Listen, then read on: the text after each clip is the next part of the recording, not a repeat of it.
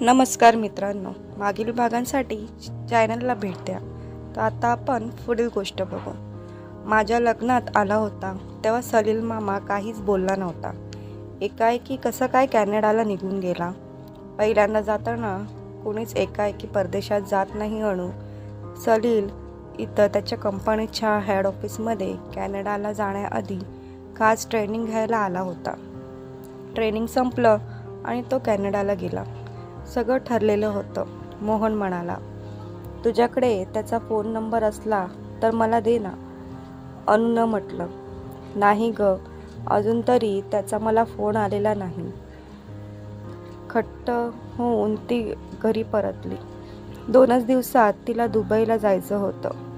नव्या आयुष्यात ती सुखात होती, पण कायम सलीलच्याच आठवणीत राहून त्यानं दिलेल्या रुमालाचे पुन्हा पुन्हा मुके घेत. एकदा गिरीशनं तिच्या हातात तो रुमाल बघितला आणि तो म्हणाला, इतका घाणेरडा रुमाल तुझ्या हातात शोभत नाही. एका डॉक्टराची बायको आहे तू. फेक तो रुमाल. डझनभर नवे रुमाल मागून घे. गिरीश सहजपणे बोलला, पण अनुभा दचकली, भांबवली. रुमाल फेकणं तर दूर, ती त्या रुमालाला धुवतही नव्हती, कारण सलीलनं त्या रुमालाचं चुंबन घेतलं होतं. तिनं तो रुमाल टिश्यू पेपरमध्ये गुंडाळून लपवून ठेवला, निदान गिरीशच्या नजरेला पडायला नको.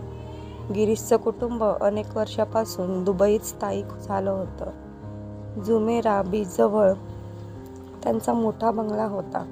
शहरात क्लिनिक्स अन त्याच्याच जोडीला मेडिकल शॉप्स होती. एक क्लिनिक गिरीश बघत असे.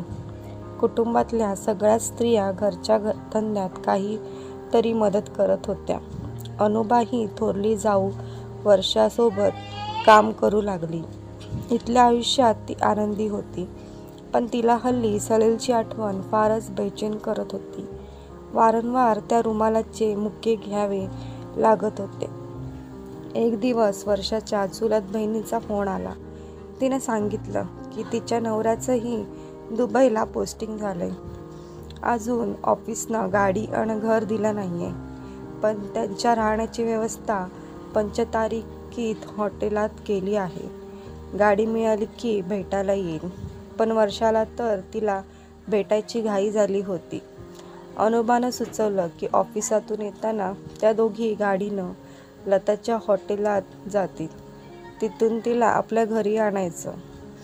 तिच्या नवऱ्याचं ऑफिस सुटेल तेव्हा आपला ड्रायव्हर त्याला ऑफिसमधून पिकअप करून घरी येईल. रात्रीचं जेवण सगळे एकत्रच घेतील. मग ड्रायव्हर त्या दोघांना पुन्हा त्याच्या हॉटेलवर सोडेल. वर्षाला ही सूचना आवडली. दिवस ठरवून लताला फोन केला. तिनं आणि तिच्या नवऱ्यानं होकार दिला. लताला वर्षानं विचारलं, तू तर लग्नानंतर अमेरिकेला की कुठंतरी गेली होतीस, मग दुबईला कशी आलीस? मला तिथली थंडी, तिथला बर्फ आवडत नव्हता, म्हणून यांनी इथं बदली करून घेतली. लतानं तोऱ्यात उत्तर दिला, अरे वा, खूपच दिलदार दिसतोय तुझा नवरा. बायकोसाठी डॉलर कमवायचे सोडून दिराम कमवायला लागला. एट आहे बुवा.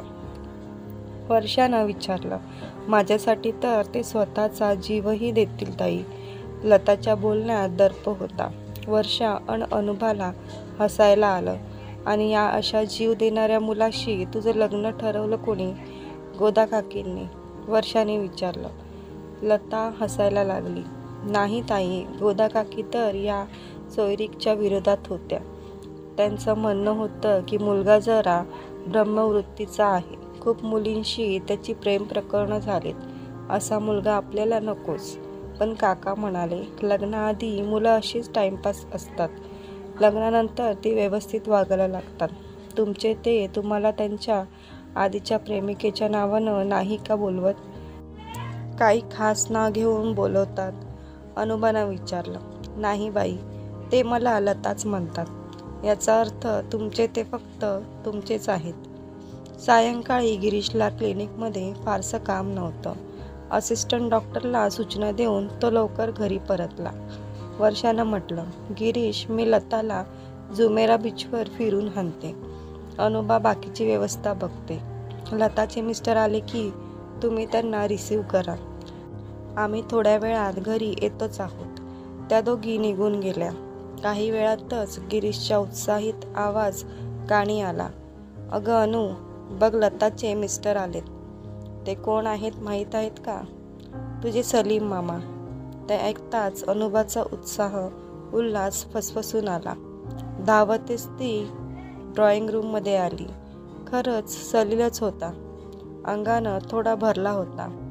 घ्या तुमची भाची आली, गिरीशनं म्हटलं. सलीलनं अनुबाकडे दुर्लक्ष करत म्हटलं, पण माझी बायको कुठे? ती तिच्या बहिणीबरोबर बीचवर गेली आहे. येईलच. तोवर तुमच्या भाचीशी गप्पा मारा. गप्पा तर मारूच, मामा आधी गळाभेट तरी घे, अनुभानं त्याच्याजवळ जात म्हटलं. लहान बाळासारखी मामाच्या मांडीवर बसू नकोस हा, गिरीश गमतीनं म्हणाला.